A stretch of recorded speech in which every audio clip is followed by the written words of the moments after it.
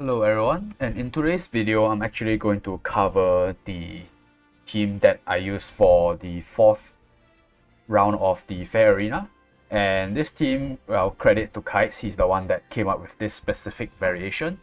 And I'm just making this video to promote this team, and I'll try to explain why I use such a team. So if you compare this team to the one I used in the 3rd rotation of Fair Arena, the one in the 3rd rotation was much more of a fun and entertaining team with Luna with Meteor Rush, whereas this is like pretty much hardcore tank push with a little bit of assassins.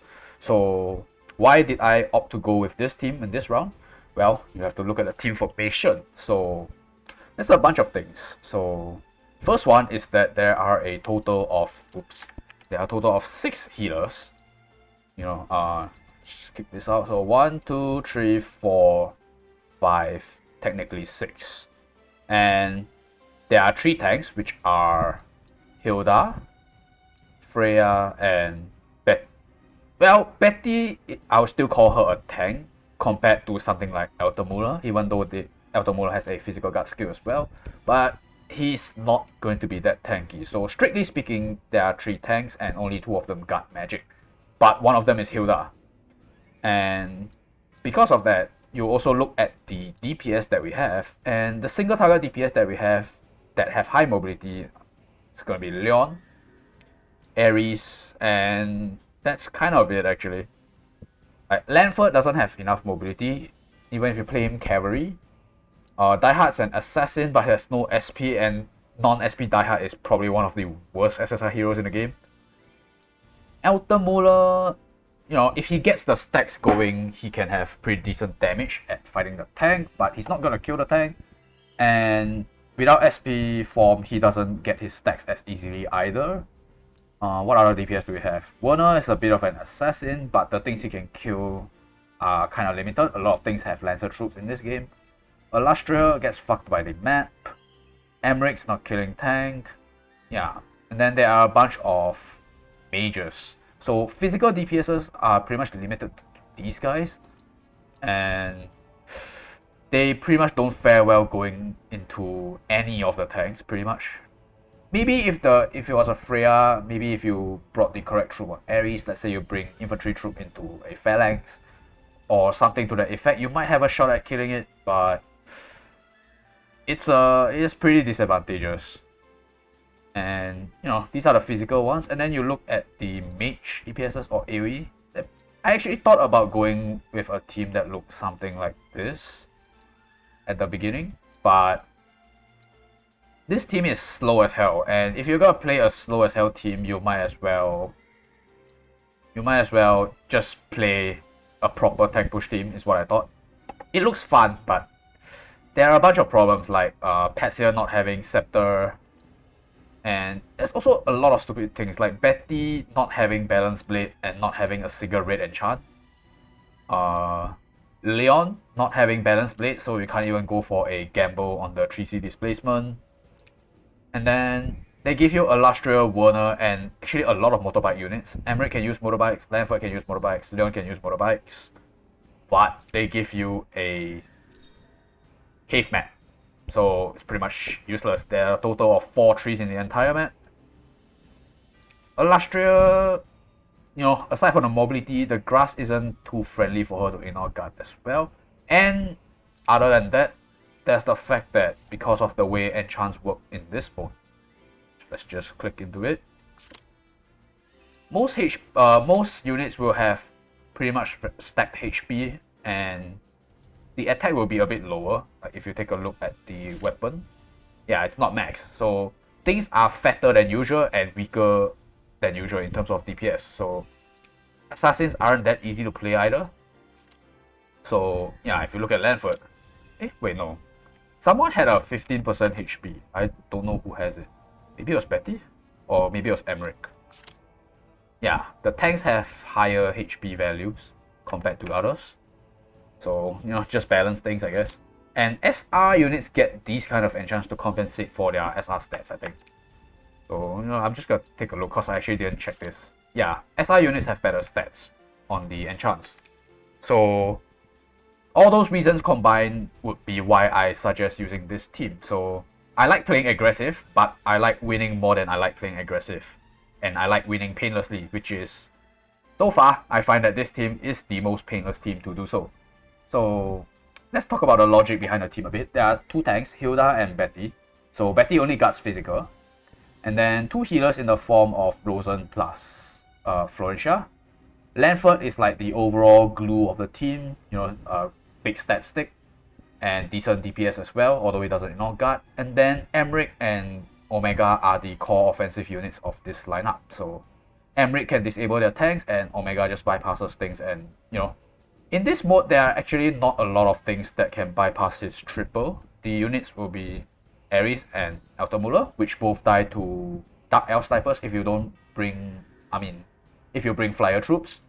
And other than that, there's probably Kirikaze, which no one is playing, which I don't think he's that bad actually. If you play Freya, you can probably give him a try. And other than that, Crimzo is the other one that has enough skill to avoid getting tripled. And then beyond that, only Shrine Maiden units can tank him. Although I've never actually had the opportunity to hit a Shrine Maiden healer with a fully buffed Omega with his skill, so I don't know if that's a kill. Probably not unless you have Attack Blessing. So yeah. But it's enough of a reason to play Omega, so any of those units... I guess there's also Betty+healer that can tank Omega, because she has Last Rites combined with her talent, which gives 30% damage reduction against males, which Omega is male, if it wasn't obvious. So yeah, there's not a lot of things that can tank Omega. So if you run into some kind of mage team, or you run into healers that don't or cannot bring Shrine Maidens, Omega is like a buffet for him. So there's that. And Emerick disables guard for similarly tank push teams. So yeah, and then the team is it's very well rounded. So 2 healers here, Rosen and Flo. Rosen for obvious reasons to counter AoE, and Rosen faction buff is a busted.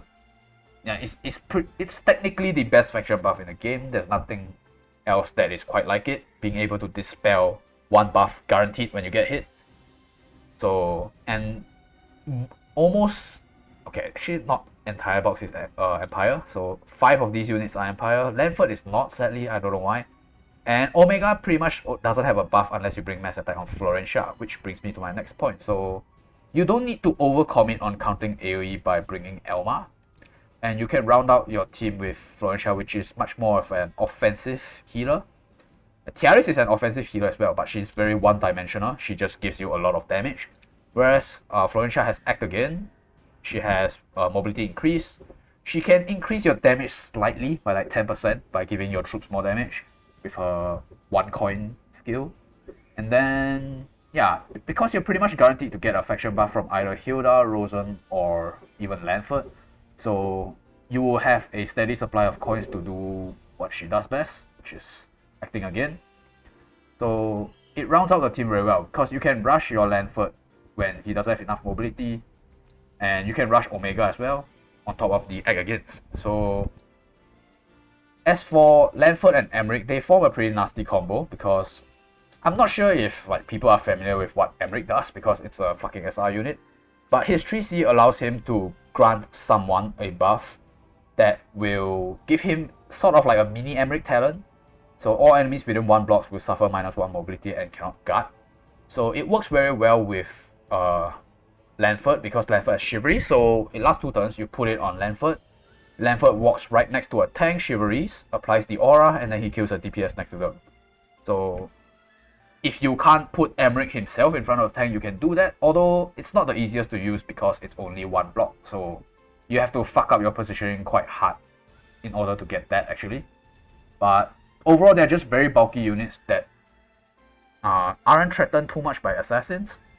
And I'll show a little bit of some sample matchups later on in the video, just for some information. So as for the ban pick of this box, the units that you need to watch out are actually mirror boxes. You need to watch out for their Omega and Emerick for obvious reasons. They are the core offensive units.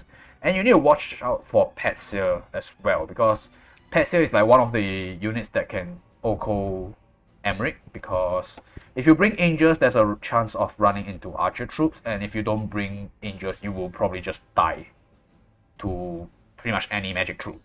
So he's one of the main things that can kill Emerick, and Omega also cannot kill her if you're doing the right thing and running the assassin class. So between the three of those, you can kind of weigh your pros and cons and see what you want to ban. But yeah, mostly you will do that, and then you will just do tank push things by walking in the middle and you hit each other until someone dies. So it's a very boring team, and that's why I'm not very keen on like playing too much. I actually played a lot of Fair Arena in the last rotation because it was actually fun. So without further ado, let's go to the replay section. In a separate video is what I wanted to say, because I realized I blabbered on a bit too much and it's a bit long. So, you know, I want to split it into 2 videos. So anyways, thank you guys for watching, and I'll see you guys in the next video.